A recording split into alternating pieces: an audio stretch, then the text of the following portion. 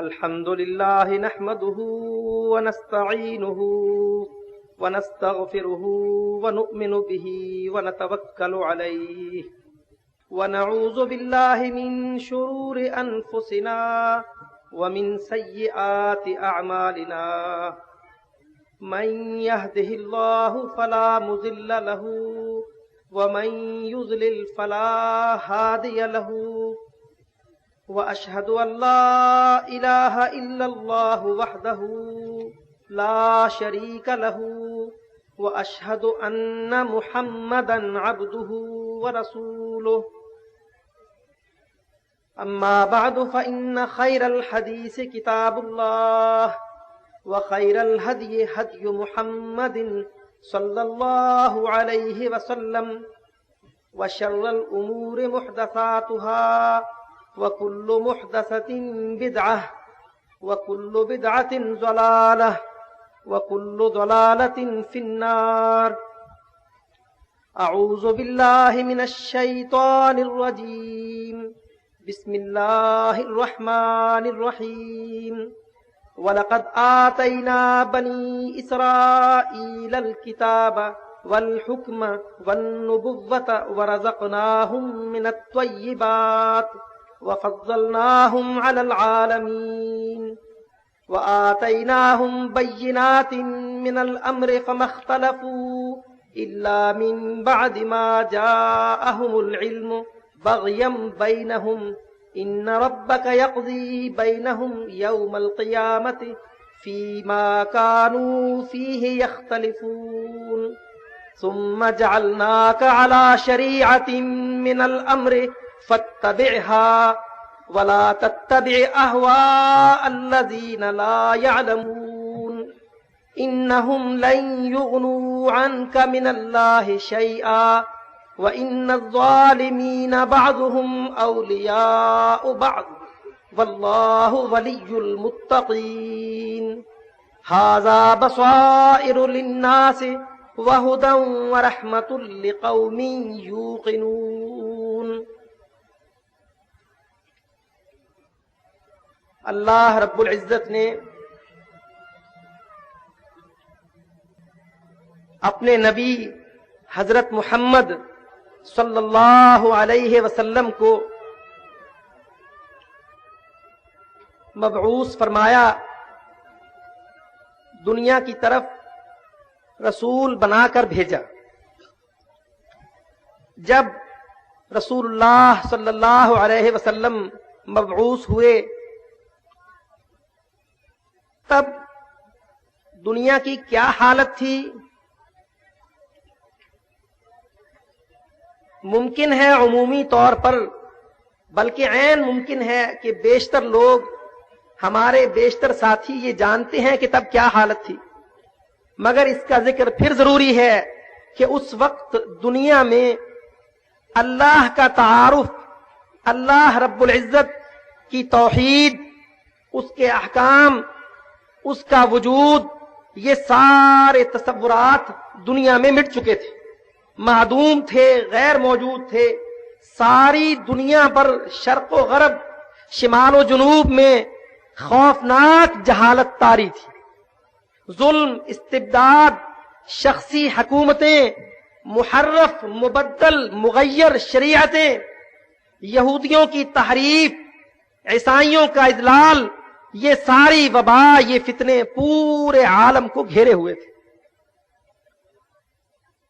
اس عالم میں، اس حالت میں اللہ رب العزت نے حضرت محمد صلی اللہ علیہ وسلم کو دنیا کی ہدایت، رہنمائی، ارشاد، توجیہ، دنیا کو اس گھٹا ٹوپ اندھیرے سے نکال کر دین کی روشنی میں لانے کے لیے رسول اللہ صلی اللہ علیہ وسلم کو مبعوث فرمایا. آپ نے مکہ مکرمہ میں جو مہبت الوحی ہے، آپ نے اپنی دعوت کا آغاز کیا، دعوت کو عام کیا، لوگوں کو اللہ سے متعارف کرایا، اللہ رب العزت کی توحید پڑھائی، سکھلائی، بتلائی، تبلیغ کی، دعوت کی. نتیجہ آپ کو معلوم ہے، کفار مکہ قطعاً اس طرف مائل نہ تھے. انہوں نے کان نہ دھرے، معارضت کی، پوری شدت سے مخالفت کی، اسلام کی دعوت کا راستہ روکنے کی پوری کوشش کی۔ تب اللہ تعالی اپنے نبی کو مدینہ منورہ میں لے گئے، ہجرت وقوع میں آئی، وہ واقعہ عظیم واقعہ پیش ہوا، ہجرت ہوئی، رسول اللہ صلی اللہ علیہ وسلم اپنے اصحاب کے ساتھ مدینہ منورہ تشریف لے گئے۔ مدینہ کا ماحول، مدینہ کی فضا، مدینہ کے ساکنین، اوس اور خزرج قبائل انصاری، اللہ تعالیٰ نے ان پر انعام و اکرام کیا، ان کو عزت سے سرفراز کیا کہ انہوں نے دعوت محمدی کو لبیک کہا، رسول اللہ صلی اللہ علیہ وسلم کا استقبال کیا، اپنے گھروں کو کھولا، دلوں کو کشادہ کیا، مرحبا کہا رسول اللہ صلی اللہ علیہ وسلم، اور ان کے ساتھ مہاجرین کی مختصر جمعیت کی پوری ترحیب کی۔ مدینہ منورہ کا مقدر روشن ہوا، اللہ رب العزت نے اہل یثرب پر یہ انعام کیا۔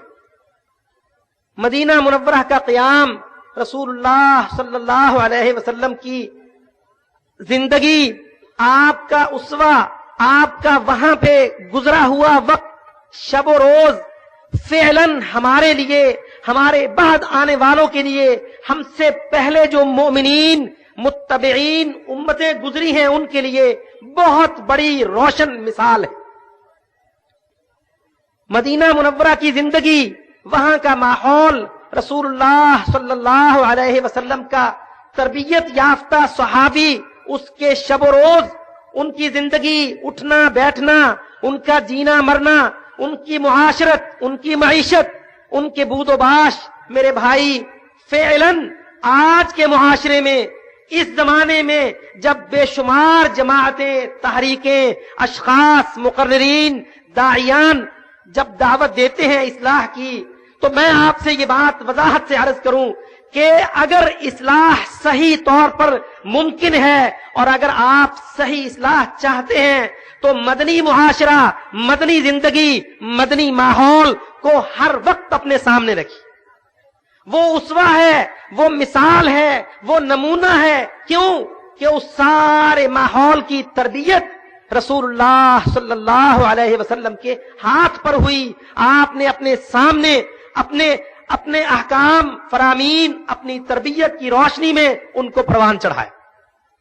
آپ دیکھیے مدینہ منورہ کی پہلی حالت، کس بری طرح وہاں کے قبائل، وہاں کے کمزور انصاری، وہاں کے مزارعین، ذمہ دار کس بری طرح اپنے ماحول میں جکڑے ہوئے تھے۔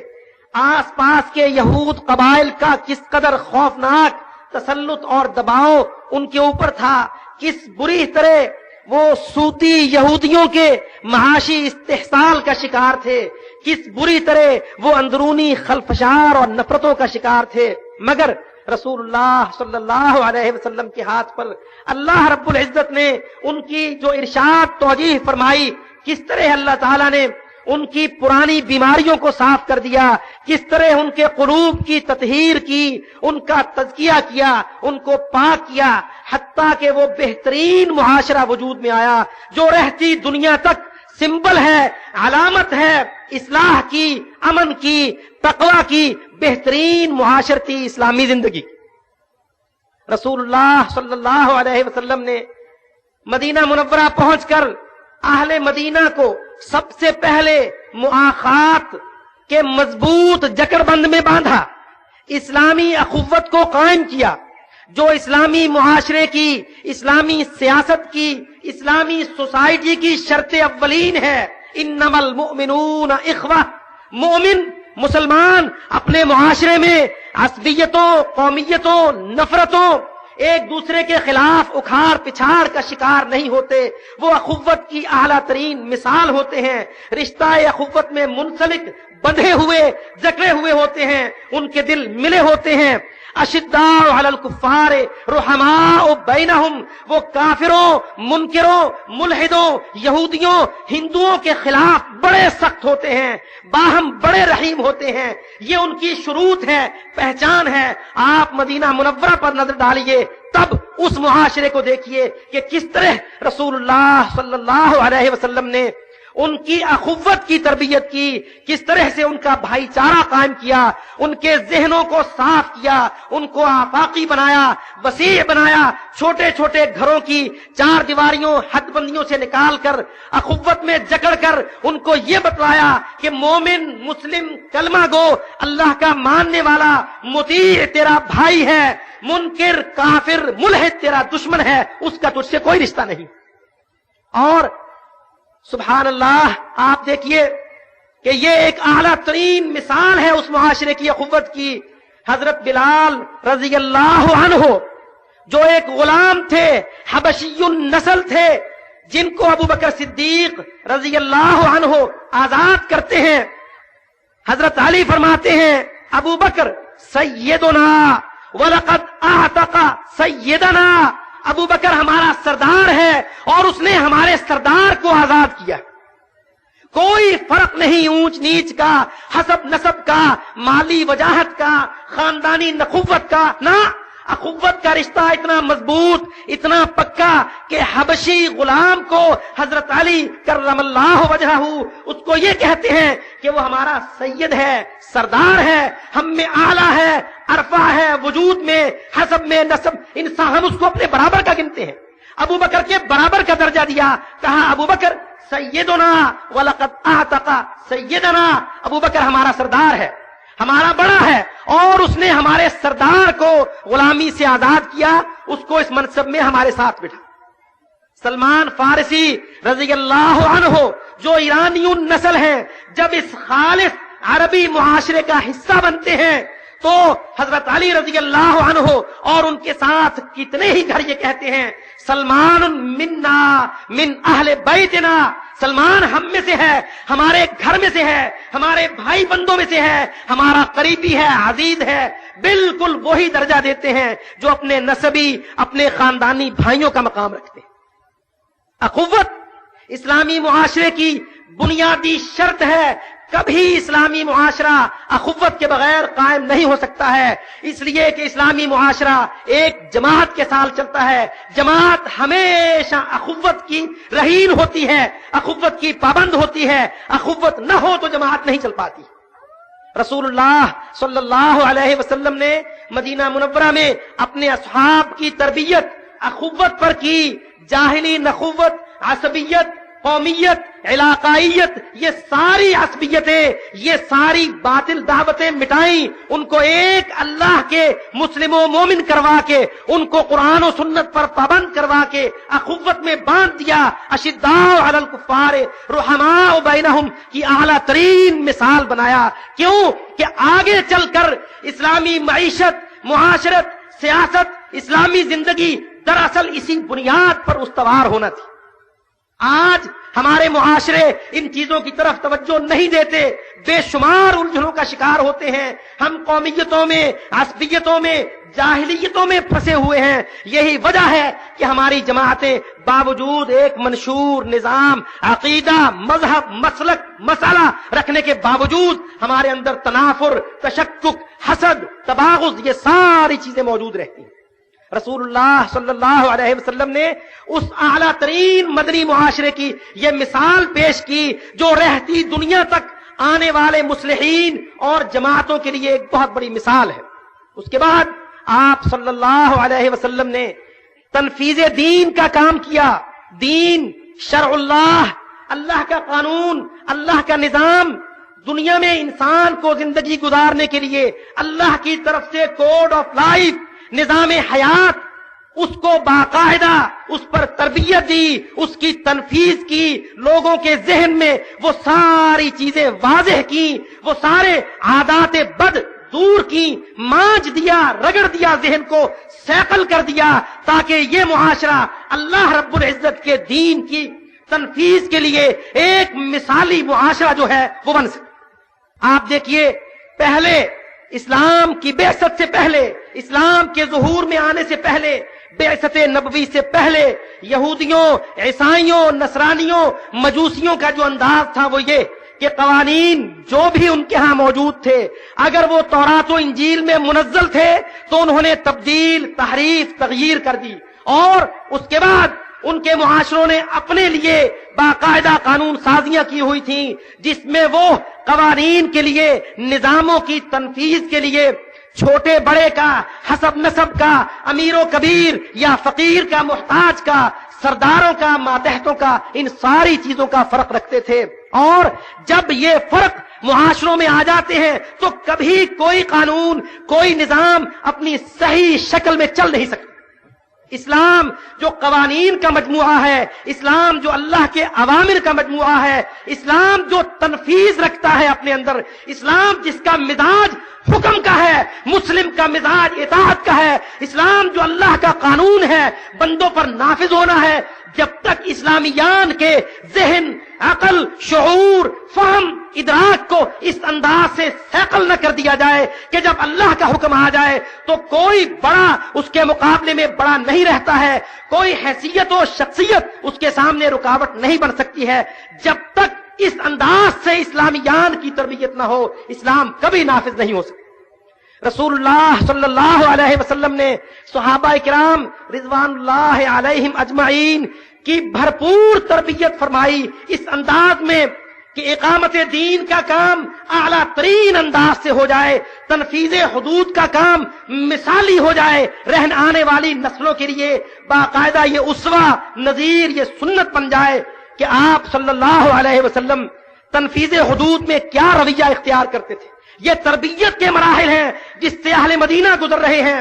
اسلام نے حفظ مال کے لیے، لوگوں کی ممتلکات کے تحفظ کے لیے، معاشرے میں مسلمانوں کی ممتلکات، ان کے ملک میں کسی کے اعتداء کو روکنے کے لیے قانون سازی کی، سرقے کی حد مقرر کی کہ جو چوری کرے گا اس قدر نصاب میں اس کا ہاتھ کاٹا جائے گا. اس کا رواج پہلے نہیں تھا. اور اگر سرقے کی کوئی سزا یہود کے ہاں، بنی اسرائیل کے ہاں موجود تھی، جرائم کی کوئی سزا، زنا یا قتل جیسے خوفناک جرموں کی کوئی سزا ان کے ہاں موجود تھی تو وہ بڑوں پر کبھی نافذ نہیں ہوتی تھی، چھوٹوں کمزوروں پر نافذ کر دی جاتی تھی. یہ ان کی عادت بد تھی.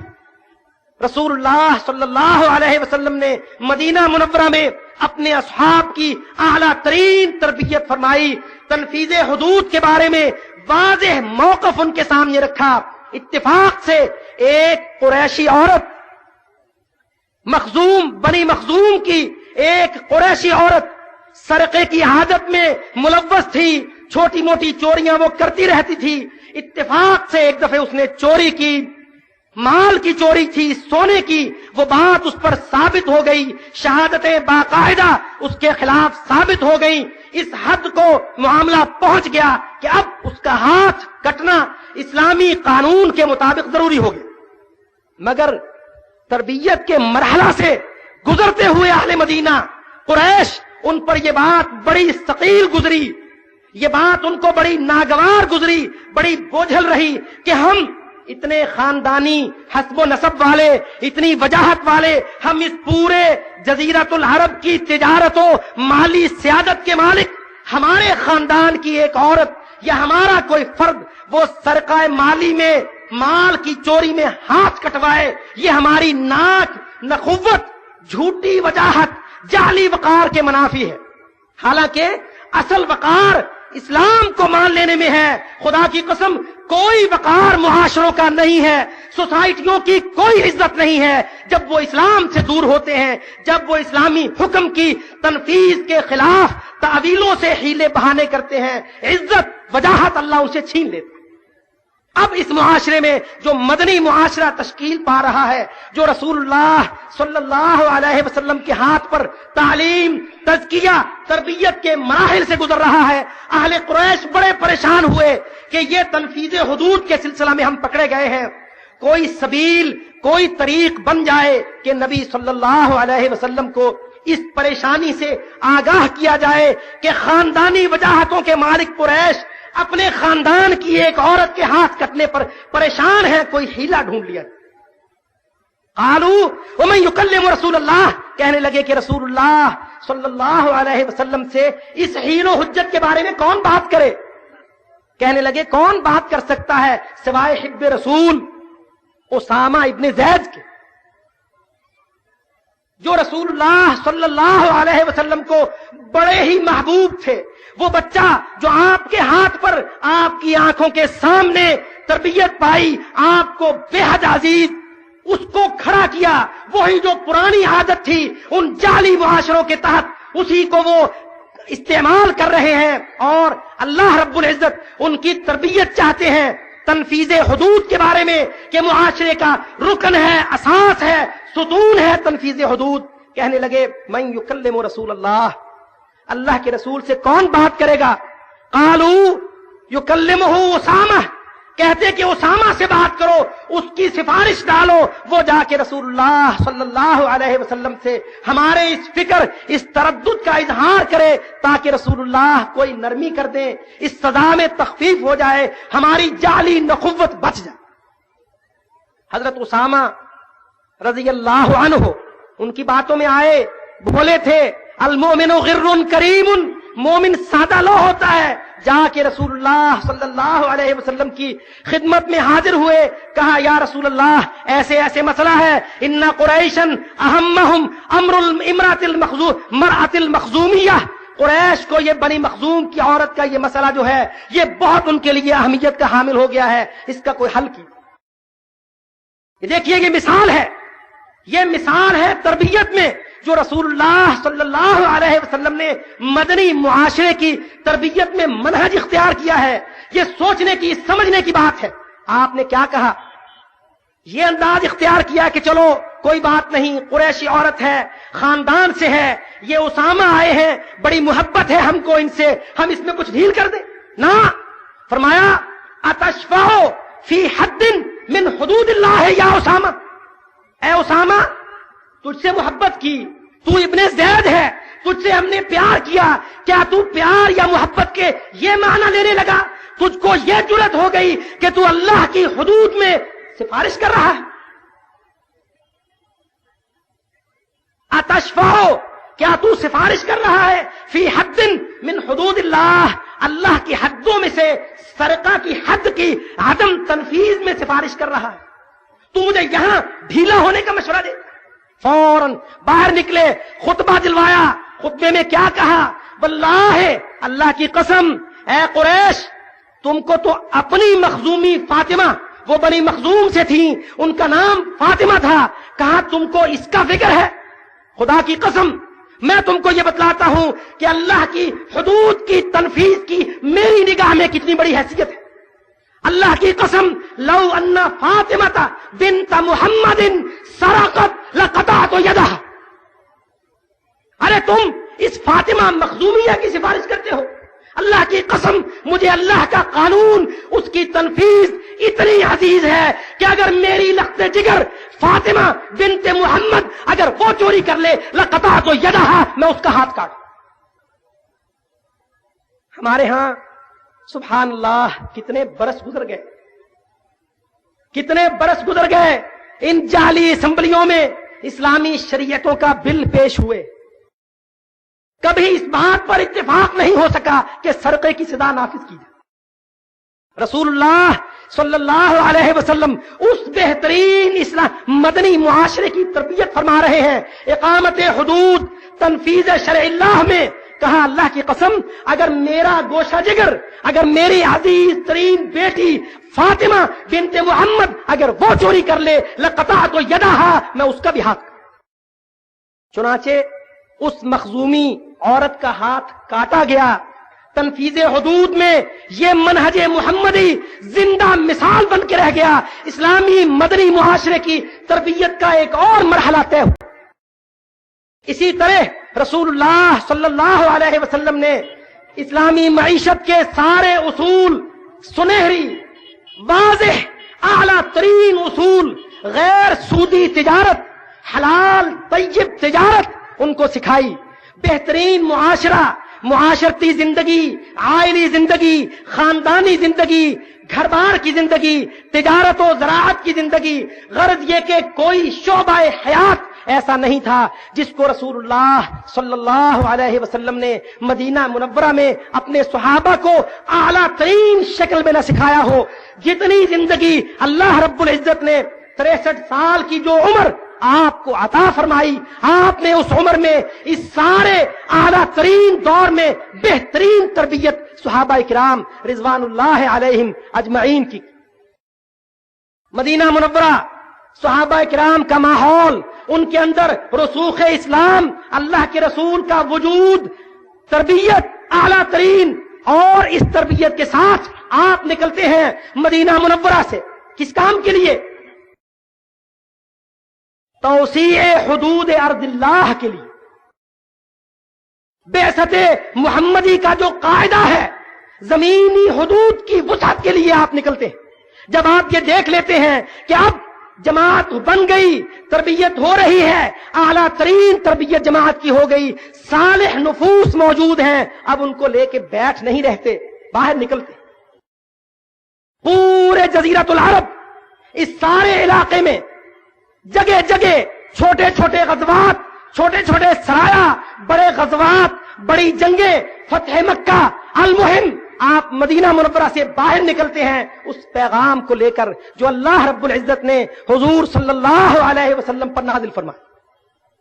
کیا کرتے ہیں جب مکہ فتح ہو جاتا ہے تو کیا فتح مکہ کے بعد بیٹھ رہتے ہیں؟ نہیں. جو ہی اللہ رب العزت قوت عطا کرتا ہے، دیکھیے قوتیں کیا ہوتی ہیں. سب سے پہلے تربیت، صحیح اسلامی منہج، پورے منہج سے واقفیت، اس پر عملی تدریب، پوری تربیت. اس کے بعد اللہ رب العزت کی غرض کو سمجھ کر علی وجہ البصیرت کہ یہ دین اللہ نے کوئی اہل یثرب کے لیے نازل کیا ہے، یا صرف مکہ کے لیے ہے، یا صرف جزیرۃ العرب کے لیے ہے. نہ، اللہ رب العزت نے یہ عالمی نظام دیا ہے. عالمی. کیا کرتے ہیں آپ؟ دعوت کو عام کرنے کے لیے پوری دنیا کے ملوک کو خط لکھتے ہیں، پیغام دیتے ہیں، تبلیغ کرتے ہیں، دعوت دیتے ہیں. روم، ایران، مصر، یمن، ہر سو جتنے دنیا کے مستبد، ظالم، مستعمر حکمران دنیا میں اپنی اپنی جعلی گدیاں سجائے بیٹھے تھے، انسانوں کا غلام بنائے بیٹھے تھے، ان پر واضح طور پر اللہ رب العزت کا ان تک پیغام پہنچاتے ہیں. صاف ان کو یہ کہتے ہیں، بالکل خائف نہیں ہوتے. روم کے ہرقل سے، ایران کے کسرا سے، مصر کے مقوقس سے کسی کا کوئی خوف نہیں ہے. اللہ رب العزت کی دعوت عام کرتے ہیں. کیا فرماتے ہیں ان کہ تم نے دنیا میں بہت فساد پھیلایا، تم نے دنیا کو شخصی حکومتوں میں جکڑا ان کو باندھا، جعلی نظاموں میں ان کو غلام بنایا، استحصال کیا تم نے، استغلال کیا تم نے. اب مجھے اللہ رب العزت نے نبوت کے ساتھ دنیا میں مبعوث فرمایا ہے، میں تم کو یہ دعوت دیتا ہوں، اسلمو، تم اسلام قبول کر لو. کیا ہو جائے گا اس سے؟ تم اسلام لے آؤ، اللہ کو قبول کرو، اللہ کی اطاعت کرو، اس کی توحید کا اقرار کرو، اس کے نظام کو اپنے اوپر نافذ کرو، اپنے علاقوں میں نافذ کرو.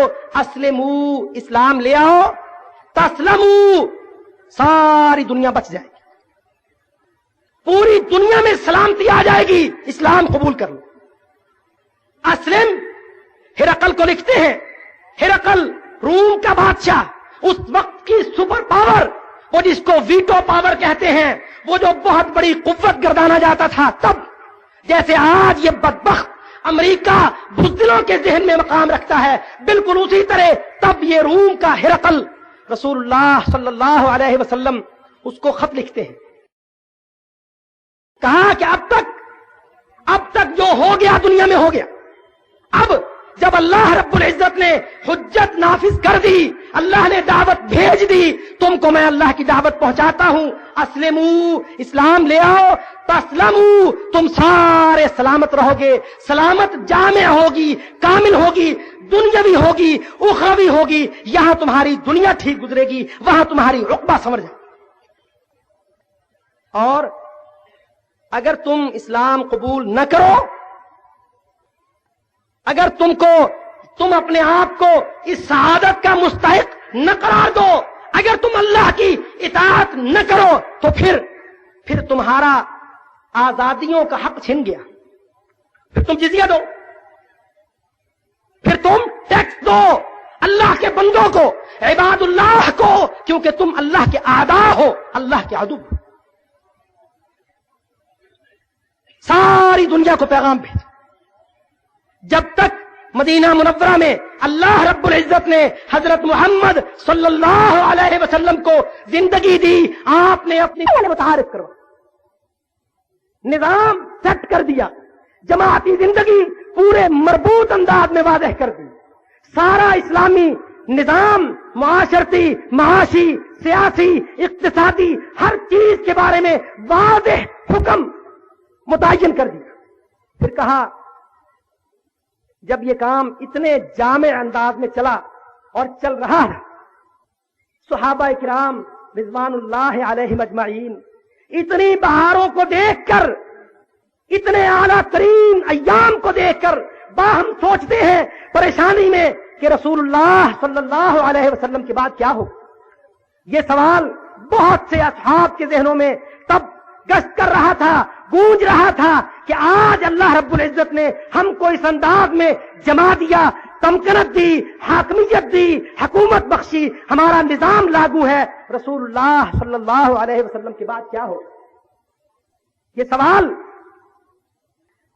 سوال جب رسول اللہ صلی اللہ علیہ وسلم کی خدمت میں پیش ہوتا ہے تو آپ بڑا عظیم، بڑا ہی وسیع الاحاطہ جواب دیتے ہیں۔ خدا کی قسم وہ جواب آج اس مجلس کے لیے بھی اتنا ہی ضروری ہے، اتنا ہی اہم ہے جتنا تب صحابہ کرام کے لیے۔ فرمایا کانت بنی اسرائیل تسوسہم الانبیاء، اے میرے صحابہ تم نے میرا ساتھ دیا، اللہ نے تم کو ایمان کی دولت دی، اللہ تعالیٰ نے ہم سب کو عزت دی، یہ نظام جم گیا، یہ سیٹ دنیا پر قائم ہو گیا، اب میں تم کو صحیح منہج بتلاتا ہوں کہ میرے بعد کیا کرنا ہے۔ آپ نے کہا یہ حدیث صحیح موجود ہے کہ ترکتکم علی محجۃ بیضاء، واضح دلیل پر چھوڑے جا رہا ہوں، لیلھا کنہارھا، اس کی رات بھی دن کی طرح روشن ہے۔ فرمایا اے میرے اصحاب کانت بنی اسرائیل تسوسہم الانبیاء، بنی اسرائیل کا نظام کون چلاتا تھا؟ بنی اسرائیل کی زندگیاں معاشرتی، معاشی، اقتصادی، یہ سارا ڈھانچہ بنی اسرائیل میں کیسے قائم تھا؟ تسوسہم، ان کی سیاست چلاتے تھے الانبیاء، نبی۔ تم سے پہلے اے میرے اصحاب، تم سے پہلے بنی اسرائیل دنیا میں تھے، ان پر نظام تھا، شریعت تھی، لاگو تھا اللہ کا قانون، کون چلاتا تھا؟ تسوسہم، ان کی سیاست کرتے تھے الانبیاء، اللہ کے نبی۔ اور کیا طریق تھا؟ کلما ہلک نبی، جب ایک نبی فوت ہو جاتا تھا، خلفہ نبی، اللہ سلسلے کو جاری رکھنے کے لیے اس کے بعد نبی بھیجتا تھا، وہ انہی احکام کی تنفیذ، معاشرے کی اصلاح، ارتباط کا کام کرتا تھا۔ مگر اس وقت میری بعثت کے بعد اللہ کے اس پرانے منہج میں ایک انقلابی تبدیلی آ رہی ہے، وہ کیا ہے؟ انہ لا نبی بعدی۔ ان کی شریعتیں عالمی نہیں تھیں، وقتی تھیں، محدود تھیں، ہر نبی اپنی قوم میں آتا تھا۔ کہ کانت بنی اسرائیل، بنو اسرائیل، ان کا نظام کیا تھا؟ تسوسہم، ان کی سیاست کون کرتے تھے؟ الانبیاء، اللہ کے نبی کرتے تھے۔ اس نقطے کو انشاءاللہ مزید واضح کریں گے آگے کہ قوموں کی سیاست کن کو کرنا ہے، ان گندے سیاسی آوارہ گردوں کو یا قوم کے وہ اعلیٰ ترین اللہ کے مقرب بندوں کو۔ فرمایا کانت بنی اسرائیل تسوسہم الانبیاء، بنی اسرائیل کی سیاست ان کے نبی کرتے تھے۔ کلما ہلک نبی، جب ایک نبی فوت ہو جاتا تھا، چلا جاتا تھا، خلفہ نبی، اللہ اس کے بعد اس کے پیچھے دوسرا نبی بھیجے۔ مگر یہ منہج محدود تھا، کیونکہ شریعتیں وہ محدود تھیں۔ ساری آیتیں موسیٰ علیہ السلام کی پڑھیے، یا بنی اسرائیل یا بنی اسرائیل، اور ساری آیتیں محمدی بعثت کے بارے میں پڑھیے، ایھا الناس ایھا الناس۔ اب عالمی شریعت آ رہی ہے، عالمی شریعت جو 23 سال میں آئی ہے، اب اس کے لیے اللہ نے منہج بدل دیا۔ इन्नहु ला नबिय्य बादी, सुन लो मेरे बाद नबी कोई नहीं होगा। वसयकूनु खुलफा, हाँ अब जो तुमको फिक्र है कि निजाम कौन चलाएगा और कैसे चलाएगा, मैं बतलाता हूं कि मेरे बाद मेरे खलीफा होंगे, मेरे जानशीन होंगे, जिनको मैंने तरबियत कर दी है, जिनकी तरबियत अल्लाह ने मेरे हाथ पर करवाई है।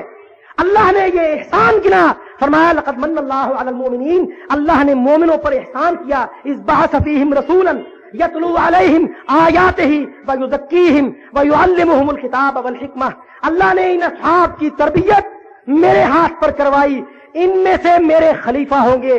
वसयकूनु खुलफा, अब मेरे जानशीन होंगे, मेरे खलीफा होंगे। फयक्सुरून, वो बहुत होंगे।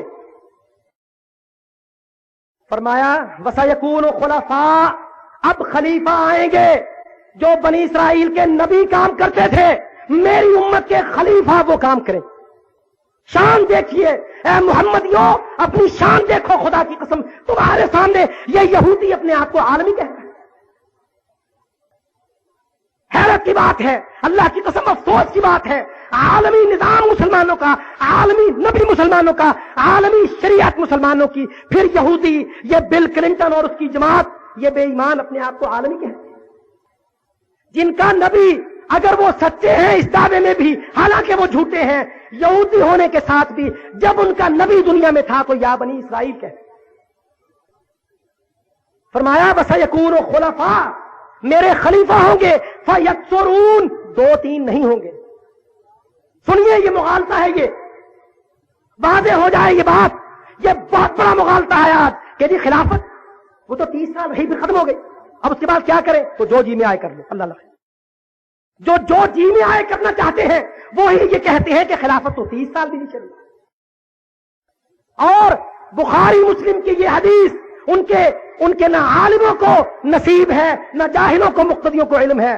फरमाया वसयकूनु खुलफा, मेरे जानशीन होंगे, मेरे खलीफा होंगे। फयक्सुरून, बहुत होंगे। कालू, सहाबा कहने लगे फमा तअमुरुना या रसूल अल्लाह, ए अल्लाह के रसूल तब फिर आप हमें क्या हुक्म देते हैं, हम फिर क्या करें। मकसूद तो निजाम को चलवाना है, मकसूद इस्लामी जिंदगी को बहाल रखना है, मकसूद इस मनहज को लेके चलना है, मकसूद इस्लाम की तनफीज इकामत शरअल्लाह है। क्या करेंगे हम पर लागू वाजिब नाफिज क्या है, हमारे लिए हुक्म क्या है। फमा तामुरुना या रसूल अल्लाह, ए अल्लाह के रसूल फिर आप हमें क्या हुक्म देते हैं। काला, मेरे भाई गौर फरमाइए, आपने ये नहीं कहा कि तुम अपने हुकूक की जंग लड़ना, तुम अपनी जमातें बना लेना, ये भी तो हो सकता था जवाब। तुम में से जितने साले हो जमात खड़ी कर ले, आज यही हो रहा है ना। सहाबा ने पूछा या रसूल अल्लाह फमा तामुरुना, ए अल्लाह के नबी आप फिर हमें क्या हुक्म देते हैं। मेरे भाई ये हुक्म सुन लीजिए, खुदा की कसम ये लम्हा फिक्रिया है, ये बड़ा अहम हुक्म है। काला फू बेबैअतिल अव्वल फल अव्वल, तुम क्या करना, तुम इताअत करना, पूरा करना पहले खलीफा की बैत को, फिर दूसरा आए उसको, फिर तीसरा आए उसको। मैंने यक्सुरून कहा है, जब तक खिलाफत कायम रहे तुम इताअत कायम रहे। फू, पूरा करो, बेबैअतिल अव्वल फल अव्वल, पहला खलीफा, फिर दूसरा, फिर तीसरा, फिर चौथा, जब तक खिलाफत होती रहे, खिलाफत कायम रहे, तुम उनकी बैत में रहना और बैत के हक अदा करना, इताअत। आगे फरमाया इन्नल्लाह साइलुहुम अम्मस्तरआहुम, अल्लाह ताला उनसे पूछ लेगा अगर वो कमियां करेंगे। तुम अपना जो फर्ज है उसको अदा कीजिए, तुम हुकूक की जंग न लड़ना, तुम ना खड़े हो जाना कि हमारे हुकूक, हमारे हुकूक, हमारे हुकूक, अपनी राय और तुम अहज़ाब और जमातें बनाकर अपने हुकूक की जंग न लड़ना। तुम पूरा करो बेबैअतिल अव्वल फल अव्वल, मैं तुमको ये हुक्म दिए जाता हूं, हुकूकों की जंग में न लड़ना, पार्टी बाजियों में न आना, हिज़्बियत में न आना, खिलाफतों की बैत को जारी रखना, उनके हुकूक को अदा, जो अपने फराइज हैं उनकी इताअत के उनको अदा किए रहना। तुम्हारा काम पार लगेगा, कभी तुम्हारे दुश्मन धोखा नहीं दे सकते। और इन्नल्लाह साइलुहुम, रहे खुलफा, अगर उनमें कमियां आएंगी, अगर वो बशरी तकाज़ों के तहत शैतान के बहकावे में कभी जुल्म ज़्यादती के मुर्तकिब होंगे, इन्नल्लाह साइलुहुम अम्मस्तरआहुम, अल्लाह उनको उनकी जिम्मेदारियों के बारे में बात पुछ कर लेगा। ये मैं तुमको निजाम चलाने का गुर बतलाया जाता है। मेरे बाद मेरा ये काम तनफीज़ हुदूद का, इकामत दीन का, इस्लामी तबलीग और दावत की तरवीज का, इसकी इशाअत का, फतूहात का, तौसीए अर्दिल्लाह का काम कौन करेगा? खुलफा, मेरे खलीफा ये काम करें। चुनांचे रसूलुल्लाह सल्लल्लाहु अलैहि वसल्लम सहाबा किराम को इस वाज़ेह हुक्म और इरशाद के बाद दुनिया से कूच करते हैं। खिलाफत कायम होती है। अल्लाह के रसूल के वो बेहतरीन तरबियत याफ्ता लोग अपने में से आला तरीन को मुंतखब करते हैं और इंतखाब के लिए अल्लाह के रसूल के इशारात को सामने रखते हैं, गंदे जमहूरी तरीकों को सामने नहीं रखते। अबू बकर सिद्दीक रज़ी अल्लाह अन्हु खलीफा अव्वल सामने आते हैं। आप अबू बकर सिद्दीक को देखिए, खलीफा अव्वल हैं, उनका तर्ज देखिए, उनका नहज देखिए, सहाबा किराम का उनके साथ इताअतों का रवैया देखिए, उनका तनफीज़ इस्लाम में अल्लाह की तरफ से अपनी जिम्मेदारियों को अदा करने का हौसला देखिए। खुदा की कसम, ये हुक्मरानों के जेवर है, ये अहले हदीस की तरबियत के संगे मील है। हजरत उमर रज़ी अल्लाह अन्हु वारदाह खलीफा सानी मैदान में आते हैं। खलीफा अला मिनहाज नबुव्वह खलीफतुस्सानी सामने आते हैं। इस्लाम का अंदाज देखिए, अल्लाह के हुदूद, अल्लाह के दीन के तनफीज का हाल देखिए, हुदूदुल्लाह का दीन की इकामत का हाल देखिए। ये मेरे भाई मिसालें हैं, ये मनहज है। सुभान अल्लाह, आप तसव्वुर तो कीजिए किस तरह अल्लाह ताला ने उनकी मदद की। दीन की तनफीज, अबू बकर और उमर की शिद्दत, काफिरों से जिहाद, अबू बकर और उमर की शिद्दत, अल्लाह के रसूल की सुन्नत और खुलफा का तमस्सुक। मेरे भाई, ये तरबियत के मराहिल है, ये इस्लामी सियासी तरबियतें हो रही हैं। आप तसव्वुर तो कीजिए। इमाम मोहम्मद बिन अब्दुल वहाब लिखते हैं कि हजरत उमर रज़ी अल्लाह अन्हु 4000 शहर और बस्ती के फातिह करार पाए। 4,000 मदीना व करिया, 4000 शहर बड़े और बस्तियां हजरत उमर रज़ी अल्लाह अन्हु के हाथ पर फतह। 11 बड़े मुल्क, शाम, ईरान, इराक, मिस्र, यमन, कोई खित्ता ऐसा नहीं था जहां खलीफों के घोड़े, मुसलमानों के घोड़े दंदनाते न फिरते हो, उनकी टापों से अरब आजम के मैदान न गूंजते हो। खुदा की कसम, इतनी फतूहात में तौसी अल्लाह ने। क्यों? सुनिए जरा, इसमें राज क्या है। हम ये समझते हैं, क्या क्या अर्ज करूं, एक बात मैं सामने रखता हूं। ये हमारे मुजाहिद आपने देखे, ये जो फिरते हैं, ये जो तलवारें तखनों से ऊंची रखते हैं, जरा तवज्जो फरमाइए, छोटी सी बात है, बड़ी अहम है। खुदा की कसम, ये जो हमारे नौजवान जो अपनी शलवारें तखनों से ऊंची रखते हैं, निस्फो साख तक, आधी पिंडली या उससे कुछ कम रखते हैं, तखने से बहुत ऊंची रखते हैं, लोग इनको क्या कहते हैं? ये दहशतगर्द। शलवारें और उससे हुए, ये क्या कर रहे हैं? सुनिए जरा, तवज्जो की बात है। हजरत उमर रज़ी अल्लाह अन्हु के नजदीक ये शलवार का तखने से ऊंचा होना कितना अहम था, और अर्जुल्लाह में तौसी अल्लाह ने कितनी दी।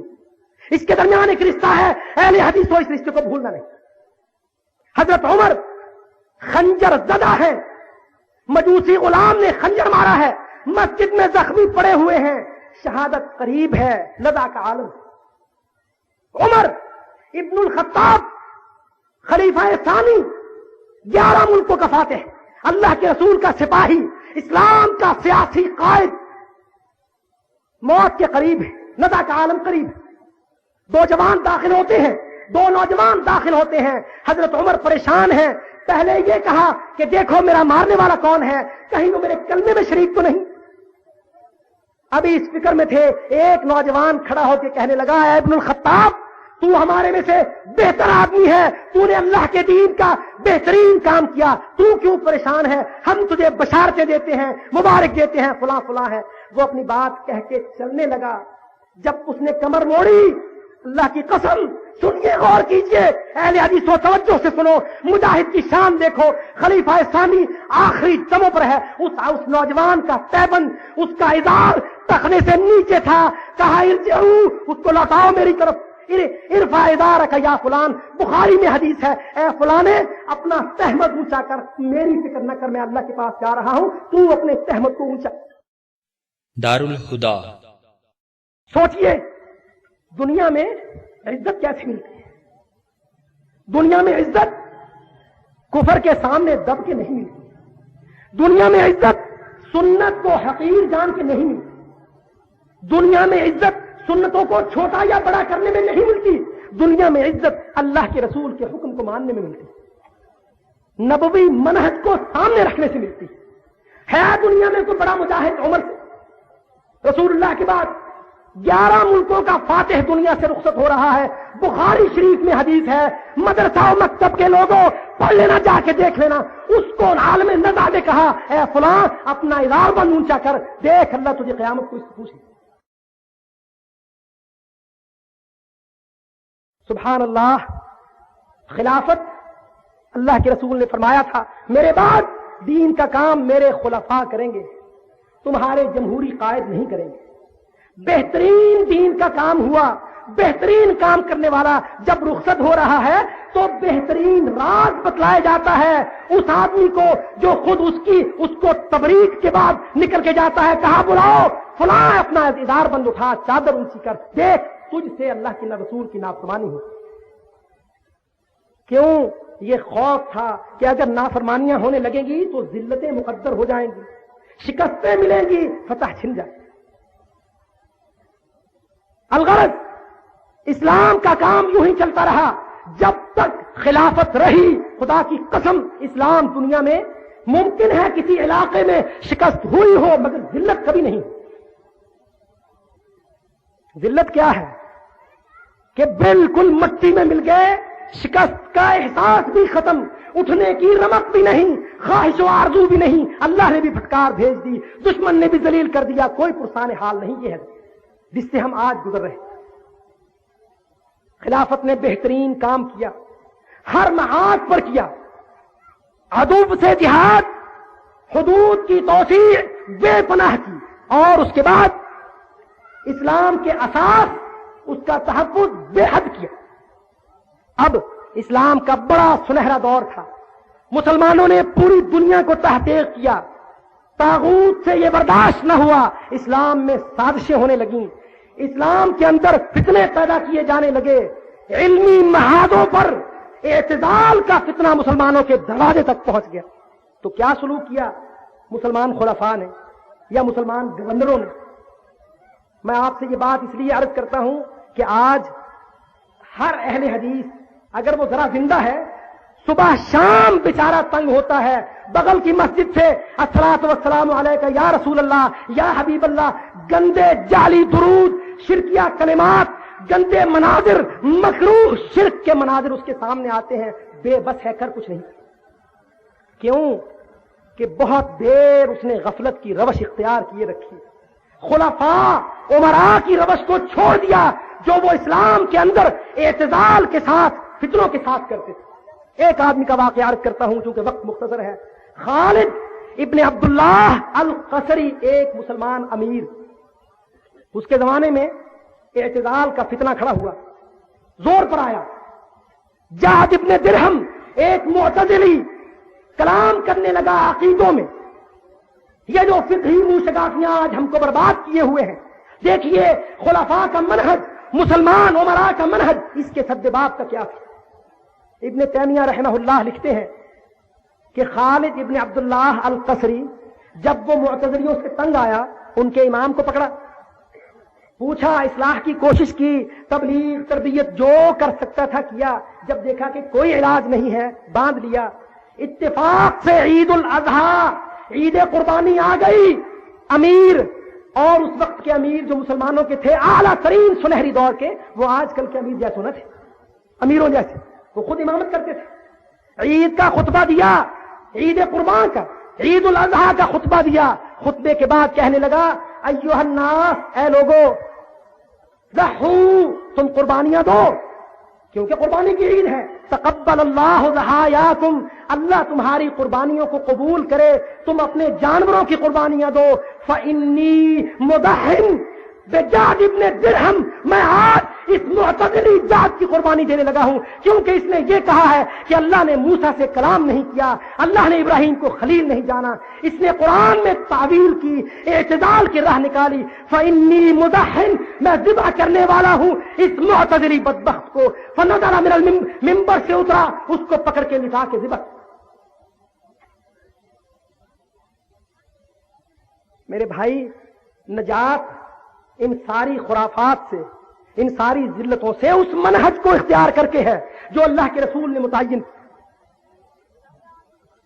خلفاء کا سلسلہ چلا، جب تک خلافت قائم رہی اللہ تعالیٰ نے اسلام کی شوکت و حشمت کو بڑا اونچا رکھا۔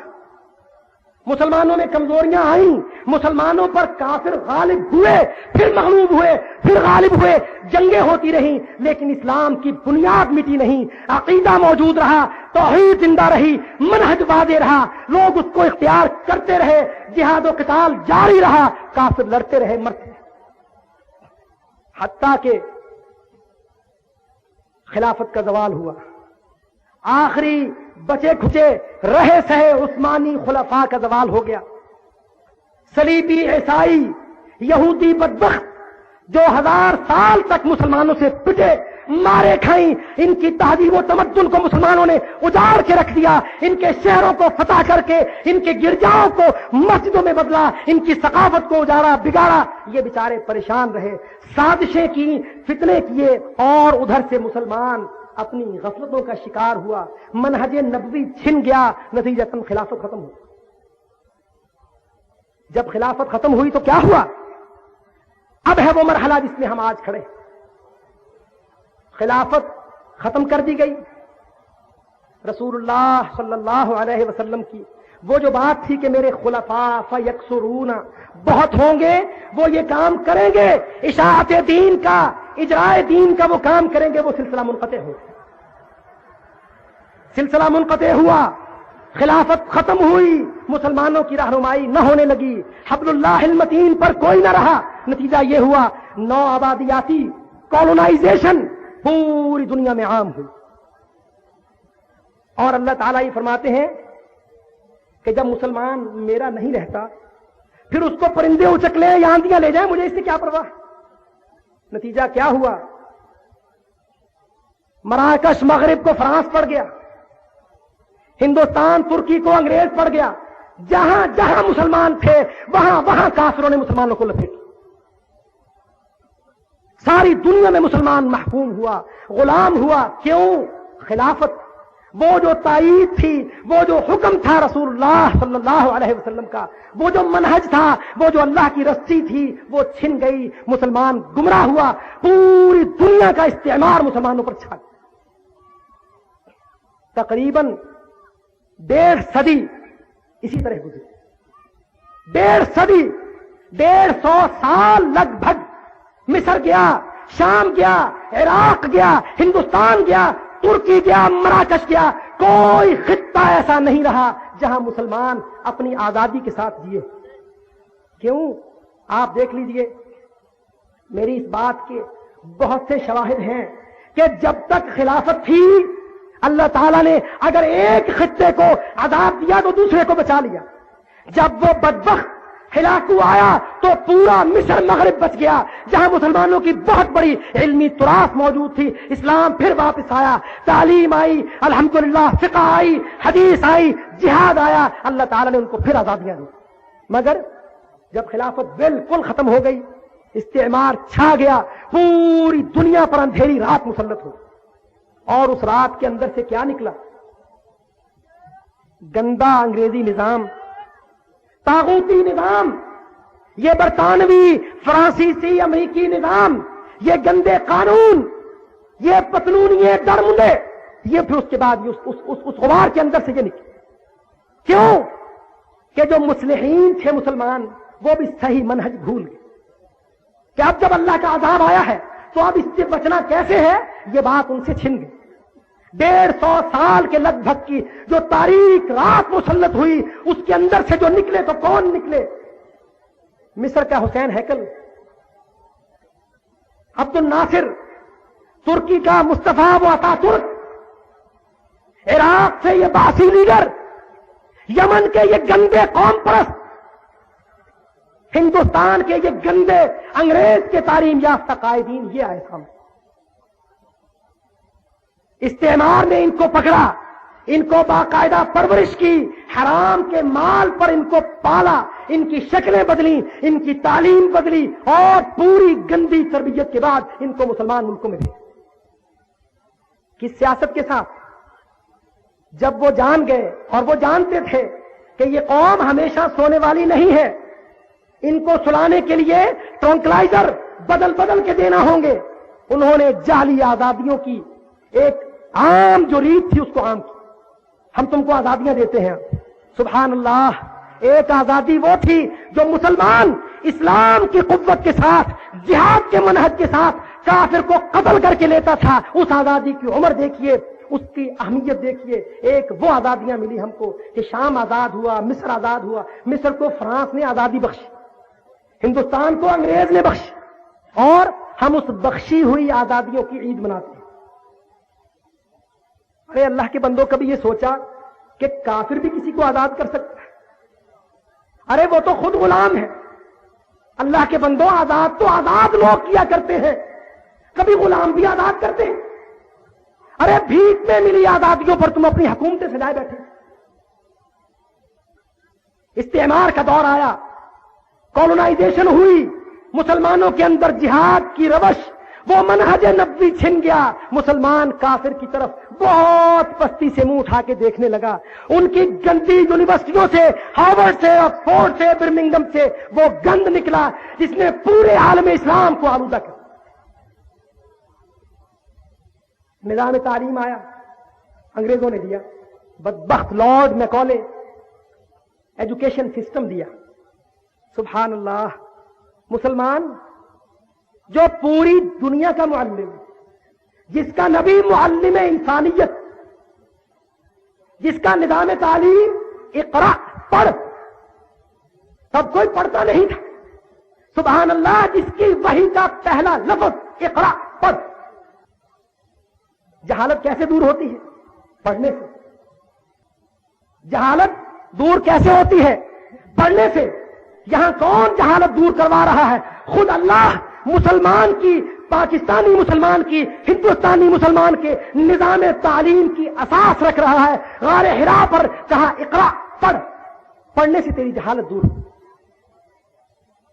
کیا پڑھ؟ بسم ربک، اللہ کا نام پڑھ. اللہ. نظام تعلیم کی بنیاد رکھی جا رہی ہے. کہیے ایسا ہے کہ نہیں؟ غار حرا میں رسول اللہ، کہیے کوئی حضرت محمد سے زیادہ پڑھا ہوا ہے؟ جواب دیجئے، کوئی ہے حضرت محمد سے زیادہ پڑھا ہوا؟ مگر اس وحی کے وقت اللہ کے رسول کا جواب سنیے اور غور کیجئے. آپ نے کیا جواب دیا؟ جب فرشتے نے کہا، جبریل امین نے کہا اقرا، کہا ما انا بقارئ، میں تو پڑھا ہوا نہیں، میں گندے نظام تعلیم کا پڑھا ہوا نہیں ہوں، مجھے نہیں. فرمایا اقرا پڑھ. آج تیری تعلیم کی بسم اللہ ہو رہی ہے، پڑھ. اللہ کا نام پڑھ. بسم ربک، وہ تیرا رب ہے. الذی خلق، وہ تیرا خالق. اچھا، اب آپ کسی بچے سے کہیے کہ اللہ لکھو، اللہ لکھو، وہ کیسے لکھے گا؟ الف. سبحان اللہ. اللہ کا پہلا حرف الف ہے. اللہ جو اسم الذات ہے، اللہ کا نام ہے، وہ رب کا نام ہے اللہ. لکھو، کیسے لکھا جاتا ہے؟ الف کے ساتھ لکھا ہے. اسلامی نظام تعلیم کا پہلا حرف الف ہے. الف سے کیا بنتا ہے؟ انار نہیں بنتا ہے. اللہ بنوایا. پر تیرے نظام تعلیم کی بنیاد اللہ کی معرفت پر ہے. اللہ. آج آج نظام تعلیم کی بنیاد کیا ہے؟ الف انار.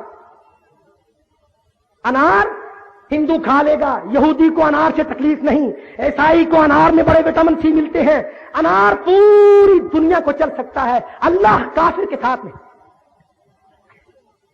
یہ نظام تعلیم دیا ہم کو. الف انار پر مبنی، اے ایپل پر مبنی انگریزی دی. حالانکہ اگر انگریزی میں اللہ لکھے تو اے ہی بنے گا. یہ نظام تعلیم کی بنیاد ہے. غیر اسلامی بنیاد، مادی بنیاد. انار مادے سے متعلق ہے، انار پڑھایا اللہ نہیں، کیونکہ وہ کافر تھے. بائیں نہیں، سارے انجمہ اسی طرح بدل دیے. اقتصاد، سود اس میں رکھا، یہ تمہاری اساس ہے، بنیاد ہے. اکانومی، سود. سیاست، حکم عوام، عوامی حاکمیت، جمہوریت، یہ سیاست ہے. سود وہ معیشت ہے. اپنے تربیت یافتہ لوگوں کو پالا، تربیت دی، پھر ان کو مسلمان ملکوں کی حکومتیں سونپ دی، ان کے اندر باقاعدہ وہی اپنا گندا منہج لاگو کی. اب دو طبقے ہو گئے اسلامی ملکوں میں. اس عالم میں دو طبقے رہے. یہ جو کالونائزڈ، مستعمر اس عالم اسلام ہے، جس کو اسلامی ممالک کے نام سے گنا جاتا ہے، دو طبقے اس میں آئے. ایک وہ طبقہ جس کو انگریزوں نے پالا، پڑھایا، اور وہ بڑے اخلاص کے ساتھ انگریزی ہوئے. شام ہو، مصر ہو، عراق ہو، یمن ہو، پاکستان ہو، ہندوستان ہو، وہ پورے انگریزی ہوئے.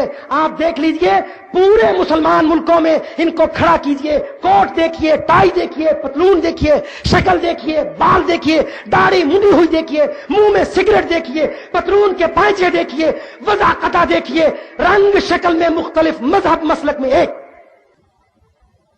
اور اس کے ساتھ بل کلنٹن کو کھڑا کر کے دیکھیے، کوئی فرق نہیں. فرانس کے مترا کو دیکھیے، برطانیہ کے جان میجر ملعون کو دیکھیے، اور پاکستان کی گندی قیادت کو دیکھیے، شام کے گندے والیوں کو دیکھیے. یہ مسلمان سیاست ہے. سارے ملکوں میں جمہوریت، عوامیت، ریپبلکن، جو عوام کہے وہ قانون ہے. اس لیے کہ عوام کو انگریز یونیورسٹیوں نے، برطانیہ نے، امریکہ نے پڑھا دیا ہے.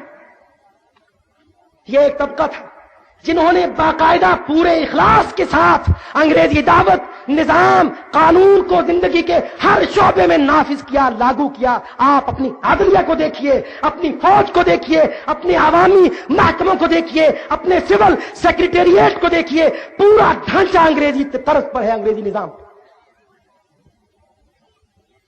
بلکہ خدا کی قسم اتنا ذلیل کیا یہ فوج.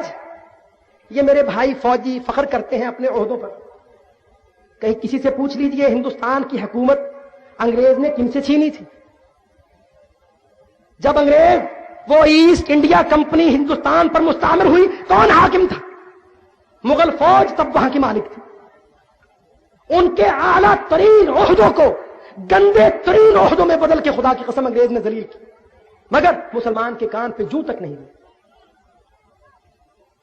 صوبے کے مالک صوبے دار کو سیکنڈ لیفٹیننٹ کے نیچے لگا کے ذلیل کی. پورا صوبہ پنجاب، صوبہ سرحد، اس کا مالک صوبے دار تھا، مغل فوج کا ایک منصب دار تھا. ہماری فوج میں صوبے دار کون ہوتا ہے؟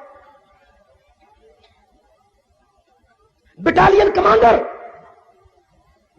بہت بڑی بٹالین کا مالک جمعہ دار ہوتا تھا. ہماری فوج کا جمعہ دار کون ہے؟ گندے انگریز کپتانوں کو گندے عہدوں کے نیچے ذلیل کرنے کے لیے انہوں نے مسلمانوں کو جمعہ دار بھرتی کی. خان سامان، ایک بریگیڈ فوج کے پورے سامان حرب و ضرب کے مالک کو خان سامان کہا جاتا تھا. یہ فارسی مغل فوج تھی. اور اب فوج میں خان سامان کون ہے؟ جو انگریز افسروں کو روٹی کھلاتا تھا، ان سور خوروں کو، خنزیر کھانے والوں کو، شراب پینے والوں کو روٹی دینے والا خان سامہ مسلمان ہوتا. غرض یہ کہ زندگی کے پورے شعبوں میں انگریزی نظام، قانون، تمدن، ثقافت کو باقاعدہ لاگو کر دیا. یہ ایک طبقہ تھا. یہ بہت نقصان دہ تھا. مگر ایک اور طبقہ ہے جو اس سے بھی زیادہ نقصان دہ بنا اور ہے. وہ کون تھا؟ وہ طبقہ تھا جو ان ملکوں میں مسلمان کہلاتا تھا، ان کے اندر اسلام کی تھوڑی بہت محبت تھی. وہ چاہتے تھے کہ ہم اسلامی آئیڈینٹی، اسلامی شناخت کو قائم رکھیں، مگر ان کو صحیح تعلیم و ہدایت نہ ہو.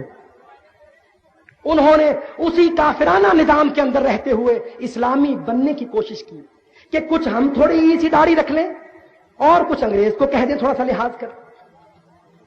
سارے نظاموں کو ویسے ہی اپنایا. جمہوریت کہ جی نہیں، نہ خلافت اب قائم ہو سکتی ہے، نہ اسلامی سیاست آ سکتی ہے، لہذا جمہوریت کو ہی اپنا لو. سودی معیشت کہ ہاں بالکل صحیح ہے، سود حرام ہے، مگر اب ہم کیا کریں، پوری دنیا سے لین دین ہے تو بالآخر ہمیں مجبوراً اسی میں چلنا ہے. تھوڑا ہیلا بہانہ کر کے PLS پروفٹ اینڈ لاس کر لو، سودی معیشت کو اسلامی نام دے کے چلاؤ. پاکستان، ارے یہ تو اسلامی ملک بنایا تھا کہ جی ٹھیک ہے اس کو اسلامی جمہوریہ کر لو. یہ دوسرا طبقہ تھا جس میں مسلمان تھے، علماء بھی تھے، مصلح بھی تھے، اصلاح چاہتے بھی تھے، مگر قرآن و حدیث سے شناسائی، دوستی، واقفیت، علم نہ تھی. نتیجہ کیا ہوا؟ نتیجہ یہ ہوا فضلوا واضلوا، خود گمراہ تھے، لوگوں کو گمراہ کیا. خدا کی قسم ان مسلمانوں کو جو انگریزوں سے کسی وقت پنجہ چھڑانا بھی چاہتے تھے، ان کو جمہوریت میں باندھ کر انگریز کے نظام کے تلے دبا.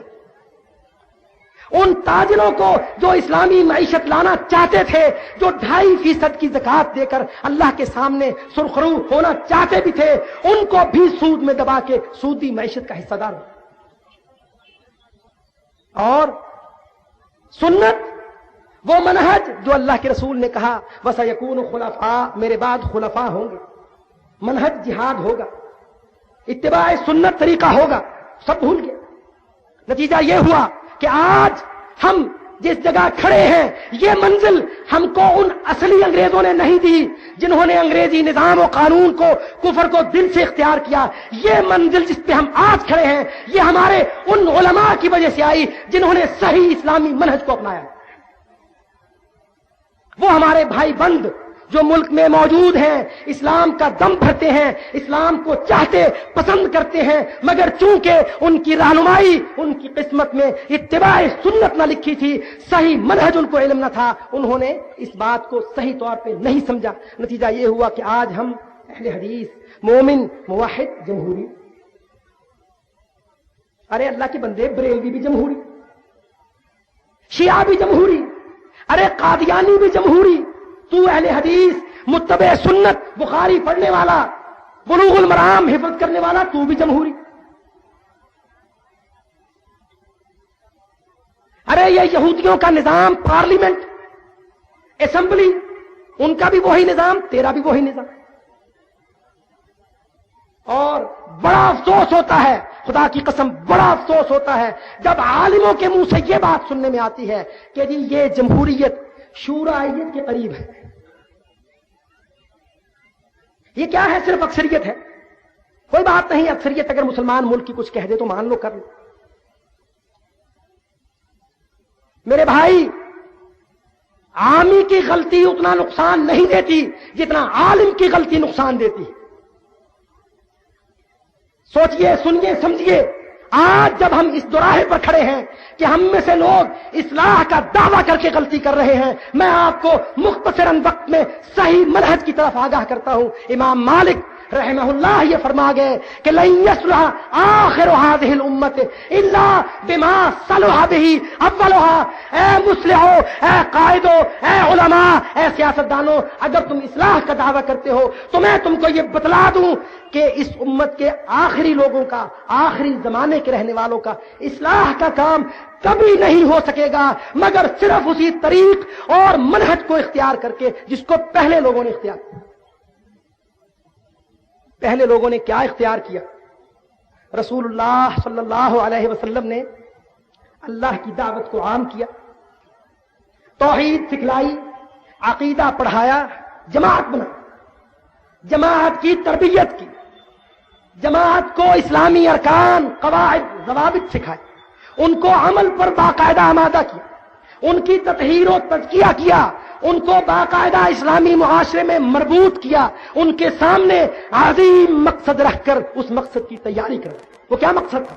लियुज़हिरहु अलद्दीन कुल्लिही, अल्लाह ताला ने इस्लाम को सारे अदियान पर गालिब करने के लिए नाजिल किया है। ऐ मेरे असहाब, तुम इस्लाम को पूरे गलबे के साथ मानो, लिहाजा उसका तरीक यह है कि तुम्हारी तरबियत जिहाद के अंदाज पर हो। तुम दुनिया के सामने एक दीवार बन के खड़े हो, दुनिया के सामने माजरत खाहाना अंदाज में न चलो कि कुफर तुमको कभी राह नहीं। आज अगर तरीक सही आप ये चाहते हैं कि इस्लाम का गलबा हो जाए तो खुदा की कसम तरीका वही सही है, बल्कि वही तरीक वो है जिसको रसूलुल्लाह सल्लल्लाहु अलैहि वसल्लम ने इख्तियार किया। उसी में तुम्हारी फतह है, उसी में कामयाबी है, उसकी जमानत अल्लाह ने दी है। कुरान शाहिद है, रसूलुल्लाह सल्लल्लाहु अलैहि वसल्लम ने उस पर शहादत दी है। नस्रुम मिनल्लाह व फतहुन करीब, तुम शहादतों की राह इख्तियार करो। ये जो इज्तिमाआत है, ये जो आज हम आपके सामने लेके खड़े हैं, खुदा की कसम ये गलत अंदाज में मरवाने का तरीका नहीं है, ये उसी निजाम के तहत तरबियत का तरीका है।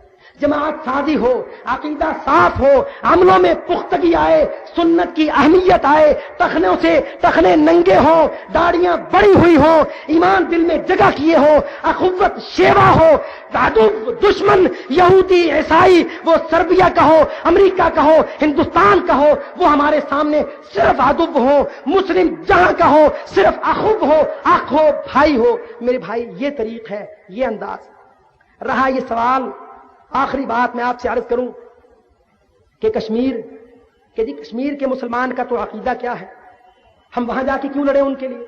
अरे अल्लाह के बंदो, वो लोग जो यहां सवाल करते हैं, दर हकीकत वो इस कश्मकश में अल्लाह के मनहज को जानते नहीं है। ये कश्मीर क्या है, कतन अगर इसके बार बार रोका जा रहा है। मैं अपनी बात मुख्तसर करता हूं, ये बहुत अहम मौजूद था, इंशाअल्लाह इस पर फिर बात करेंगे। मगर एक बात मैं आपसे कहूं, इस वक्त ये ना सोचिए कि कश्मीर के लोगों का अकीदा क्या है, ये सोचिए कि अल्लाह ने फंदा लगाया है। ये जो कश्मीर है और उसमें हिंदुस्तान 6 लाख आया है, खुदा की कसम ये ना सोचो कि वहां के मुसलमानों का अकीदा क्या है, ये सोचो कि हिंदुस्तान ने क्या किया है और क्यों किया है। मैं ये आपको अर्ज करता हूं कि ये अल्लाह का कदीमी मनहज है। जब उसको किसी बड़े तागूत का सर कुचलना होता है, यूं ही उसको किसी छोटे मुसलमान की कछार मिले। इस कश्मीर को एम्बुश लगाया है अल्लाह ने, अफगानिस्तान में रूस को लगाया था, यरूशलेम में 6-7 लाख सलीबियों को सलाहुद्दीन से पिटवाया था, अफगानिस्तान में रूस को पिटवाया है। कश्मीर में अल्लाह की स्ट्रेटेजी है, वॉर स्ट्रेटेजी, सियासतुल हर्ब है ये अल्लाह की। अल्लाह ताला ने हिंदुस्तान को कश्मीर में फंसाया है कि आओ तुम्हारा इस कछार में सर कुटवा। मेरे भाई, अजमतों इज्जतों की राह रोशन सामने, खुलफा का मनहज, रसूलुल्लाह सल्लल्लाहु अलैहि वसल्लम का तरीक सामने है, ज़खीरा हदीस मौजूद है। अब मुजाहिदों की जमात भी जिंदा मौजूद है, दाढ़ियों और ऊंचे शलवारों वाले भी मौजूद हैं। अब उधर कोई नहीं है कि या अल्लाह जिहाद कायम नहीं था। सच्ची बात यह है कि मैं इस मौजू पर ज्यादा वक्त लेकर वसी अंदाज में गुफ्तगू करना चाहता था, मगर वक्त की तंगी इसमें रुकावट है और मैं अहबाब की नाफरमानी नहीं करना चाहता हूं। व आखिर दावाना अल्हम्दुलिल्लाह।